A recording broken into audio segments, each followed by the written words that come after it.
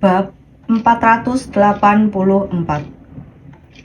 Daniel menarik sehelai tisu keluar, lalu membersihkan air liur di lengannya dengan teliti.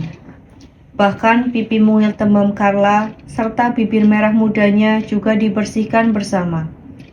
Kemudian ia melempar tisu ke dalam tong sampah yang tak jauh darinya dengan sempurna. Segalanya telah selesai. Ia mendesah. Dalam hati pun mendesah. Membesarkan anak sungguh melelahkan. Entah bagaimana Tracy melaluinya beberapa tahun ini. Satu anak saja sudah cukup melelahkan, terlebih lagi 3 anak. Bam! Tiba-tiba sebuah benda jatuh.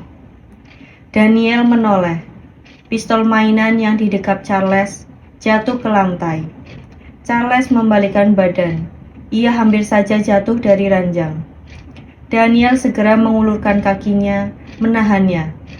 Charles lalu memeluk kakinya seperti seekor koala yang memeluk batang pohon, tidak ingin melepaskannya. Dalam seketika, lengan kiri dan kaki kanan Daniel dipeluk erat-erat oleh kedua anak. Lalu postur tubuhnya ini seperti sedang bermain akrobat. Ia membeku di sana, sama sekali tidak bergerak. Daniel mencoba menarik kakinya, tetapi begitu ia bergerak sedikit, Charles semakin memeluknya erat. Ia lalu mencoba menarik lengannya. Carla juga memeluknya dengan erat, tidak ingin melepaskannya. Bagus sekali. Keduanya tidak bisa ditarik. Daniel sekalian saja berdiri dengan postur seperti ini. Ia yang tak terkalahkan, yang mudah menyelesaikan masalah apapun yang ia temui. Hari ini ia tak percaya. Masa hal sepele seperti ini saja tidak bisa ditangani olehnya. 1 menit, 2 menit, 10 menit, 20 menit berlalu. Daniel masih belum merasakan apa-apa. Tetapi ketika 1 jam berlalu, kakinya mulai mati rasa. Ryan bersiap masuk untuk menolongnya.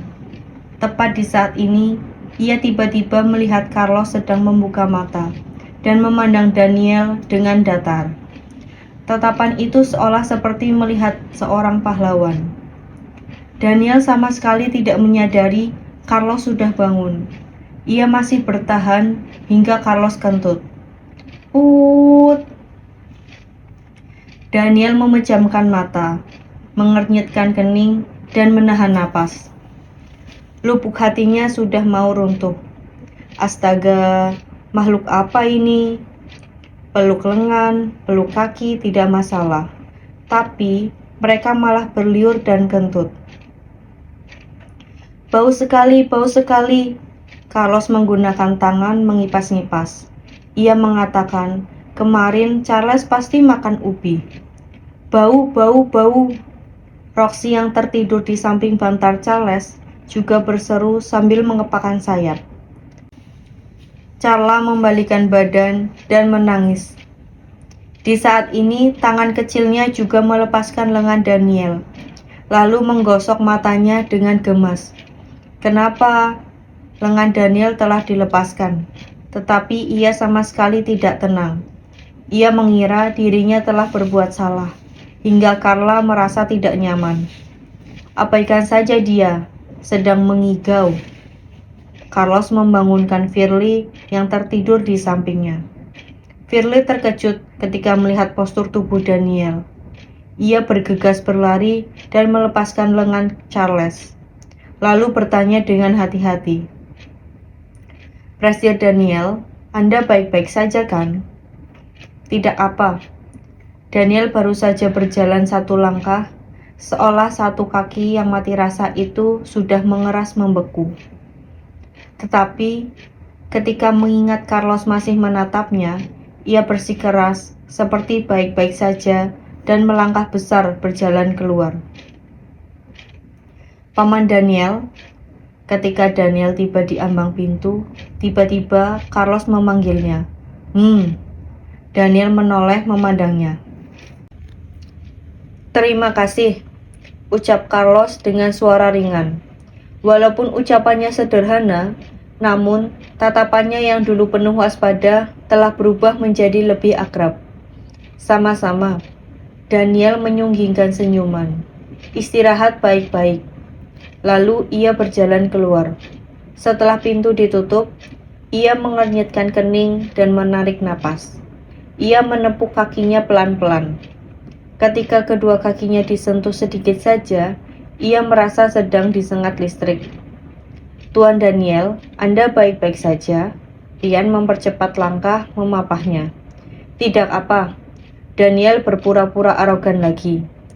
Aku bisa kenapa? Membesarkan anak tidak mudah kan? Rian tersenyum bercanda. Apalagi menjaga 3 orang anak sekaligus. Apanya yang tidak mudah? Daniel menyangkal tidak senang. Hanya 3 anak kecil? Itu mudah. Bab 485. Hahaha, tentu saja. Anda serba bisa. Tidak ada yang tidak bisa Anda tangani. Rian tidak bisa menahan diri untuk tertawa. Mereka tak pernah melihat Tuan Daniel mereka ternyata begitu menggemaskan. Omong kosong. Daniel berjalan ke sudut dan memerintah. Berikan aku kamar, aku ingin mandi. Baik. Setelah Daniel mandi dan mengganti baju, hari sudah terang. Ia merapikan pakaian dan gaya rambutnya, lalu buru-buru ke laboratorium. Di saat ini Sanjaya menelponnya lagi memastikan jam ia berangkat. Daniel tidak buru-buru menjawab, malahan melihat ke arah Lily. Lily buru-buru membawakan laporan hasil tes DNA. Wajahnya antusias disertai senyuman cerah. Daniel menemukan jawaban itu dari ekspresi Lily, lalu menjawab Sanjaya. Jam 9 tiba. Baiklah, kalau begitu jam 9 tepat aku menunggumu di lantai bawah. Setelah menutup telepon, Daniel langsung melangkah maju. Bagaimana? Tuan Daniel, silakan lihat. Lily menyerahkan hasil laporan kepada Daniel. Daniel menerima dan melihatnya. Sekujur tubuhnya bergetar hebat. Awalnya ia sudah memiliki praduga dalam hatinya. Tetapi ketika melihat secara langsung hasil laporan itu, ia tetap sangat terguncang. Hubungan darah langsung 100%. Berarti Carlos adalah anak kandungnya. Astaga, Rian juga melihat hasil itu. Ia sangat terkejut. Sungguh tak diduga. 3 anak itu adalah darah daging Tuan. Aku sudah merasakannya sejak awal. Hanya saja aku tidak berani mengungkitnya, ucap Lily dengan antusias. Aku sungguh ceroboh. Seharusnya aku menyarankanmu melakukan tes DNA. Milikku, Tuan Daniel yang memegang hasil laporan itu gemetar. Benar-benar darah dagingku sendiri. Pantas saja Tuan Besar begitu menyukai mereka. Rian tersenyum. Ini artinya darah lebih kental daripada air. Sekalipun disembunyikan, tetap tidak dapat menyembunyikan keakraban dalam darah. Benar sekali, Lily menganggukkan kepala sambil tersenyum. Tapi, kenapa Nona Tracy harus merahasiakannya? Ini, Rian memandang Daniel. Saat ini Daniel sudah tidak memikirkan hal lain lagi. Ia membawa laporan itu dan berlari ke bangsal anak-anak dengan antusias. Huhuhu, aku mau mami. Carla baru saja bangun dan masih sedikit belum sadar sepenuhnya. Ia duduk di ranjang sambil menggosok mata sembari merengek manja. Carla, anak baik, mami segera kembali. Nita mengambil susu dan memberikannya pada Carla. Sini, minum susu. Carla menerima botol susu dan minum dengan lahap, sambil bersandar di ranjang. Di saat ini, Ginny mendorong Charles keluar dari toilet. Charles baru saja selesai mencuci muka. Ia telah mengganti baju pahlawan baja dan tampak tampan. Tetapi semalam ia tidak tidur pulas. Sekarang ia masih menguap. Charles, alergi di wajahmu sudah membaik. Saat Firly mengusap wajahnya, ia menyadari ruam merah alergi di tubuhnya sudah menghilang beberapa. Iya, memang sudah tidak banyak. Carlos melihat dirinya sendiri lewat cermin.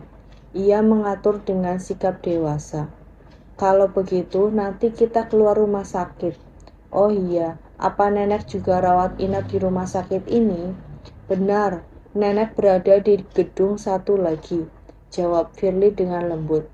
Apa kamu ingin menjenguknya? Iya, Carlos menganggukkan kepala. Nanti kita pulang setelah menjenguk nenek. Tolong kakak-kakak bantu kami atur.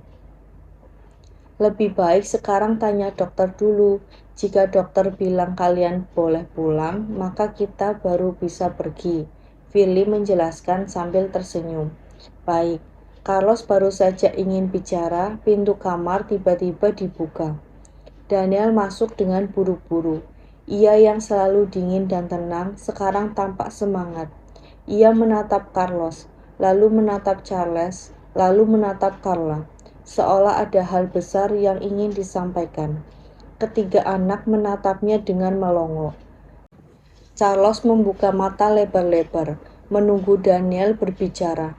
Awalnya, Charles sedang menyusun mainan robot transformernya. Setelah melihat Daniel kemari, ia lalu menghentikan aktivitas tangannya. Carla sedang bersandar di bantal. Satu tangannya memeluk boneka alpaca, lalu tangan lagi memegang botol susu. Awalnya ia minum dengan semangat. Ketika melihat Daniel kemari, ia pun berhenti, minum susu lalu menatapnya. Bab 486. Orang jahat, orang jahat, Roxy tiba-tiba berseru, lalu bersembunyi di belakang badan Carlos. Ia menjulurkan kepala kecilnya dan menatap Daniel dengan ketakutan. Tiga perawat juga agak gugup. Ginny dan Nita menghentikan aktivitas mereka dan berdiri di pinggir dengan gugup. Paman Daniel, ada urusan? Carlos bertanya dengan sopan. Tidak boleh memanggil paman. Daniel tiba-tiba mengucapkan kalimat ini. Setelah itu ia buru-buru menjelaskan. Maksudku adalah... Ia yang selalu tenang dan bermartabat tiba-tiba berubah menjadi gugup. Kegugupan itu terlihat seperti seorang anak kecil yang tidak percaya diri, takut salah berbicara. Sejak lahir hingga sekarang, sepertinya ini adalah pertama kalinya Daniel tampak gugup dalam sejarah. Carlos mengerutkan kening, memandangnya dengan bingung. Tidak apa.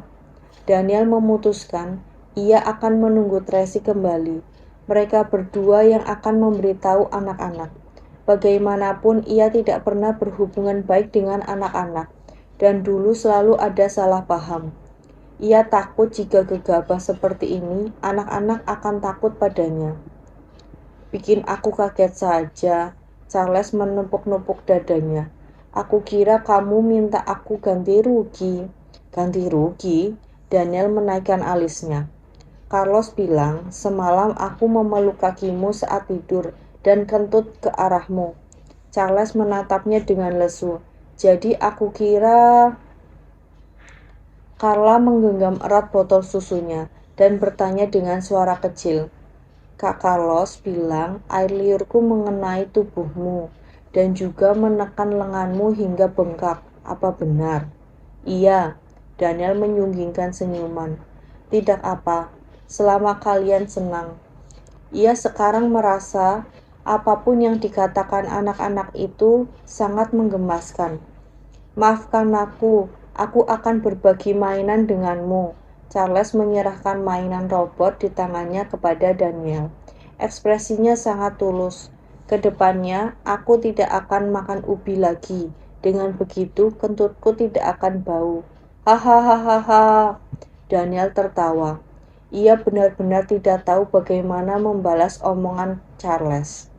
Hari pertama menjadi ayah, ia tidak tahu bagaimana berhubungan dengan anak-anak. Kalau begitu, Carla menatap botol susu dalam dekapannya, sangat tidak rela. Namun ia menggertakkan gigi dan memutuskan memberikan botol susu kepadanya. Aku juga akan membagi susuku untukmu. Botol susumu untukku. Jadi kamu minum apa? Daniel merasa ia semakin menggemaskan. Tatapannya penuh kelembutan yang tidak pernah terlihat sebelumnya. Aku, Carla mengedipkan mata besar anggurnya dan berbicara dengan nada sedih. Aku minum jus deh. Lalu ia menundukkan kepala dengan sedih, menyerahkan botol susunya dengan tidak rela. Hati Daniel hampir meleleh melihat ia yang begitu lucu. Barang begitu penting diberikan kepadaku. Terima kasih, tapi aku tidak minum susu. Hah? Benarkah? Carla lekas menarik kembali botol susunya, memeluk erat dalam dekapannya. Ia takut Daniel merembutnya lagi. Kamu yang bilang ya, kalau begitu lain kali aku akan memberimu bakpao babi. Bakpao babi itu apa? Tanya Daniel dengan penasaran. Bakpao babi adalah sebuah bakpao yang sangat enak.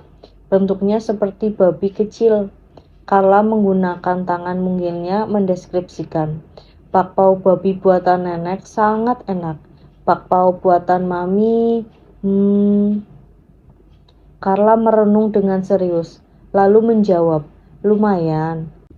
Kadang-kadang mami mengira garam adalah gula, jadi sangat-sangat asin. Charles menambahkan, tapi bubur buatan mami sangat enak. Itu dimasak di penanak nasi. Carla bergegas menambahkan, sebenarnya sup buatan mami sangat enak. Benar. Kedua orang saling bersahutan mendeskripsikan seni masak maminya. Daniel mendengar dengan serius. Ujung bibirnya terangkat. Carlos menatap Daniel. Ia merasa ada yang aneh dengan Daniel, tetapi ia tidak tahu dan ia tidak bisa mengungkapkannya.